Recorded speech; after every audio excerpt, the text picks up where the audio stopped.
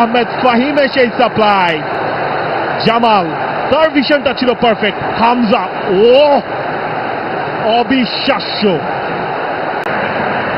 Fazal Ahmed ফাহিমের supply, Rakib হেডারের জন্য jump করেছিলেন, হয়নি। জামাল ভুঁইয়া, সেখান থেকে হামজার অ্যাক্রোব্যাটিক অ্যাটেম্প এবং সেখান থেকেই গোল। হামজা চৌধুরী, যার স্বপ্ন ছিল বাংলাদেশকে ম্যাচে ফেরানোর, এবং সেই স্বপ্নেই সত্যি হলো হামজার গোল। পঞ্চম ম্যাচে তৃতীয় গোল হামজার। হামজা চৌধুরী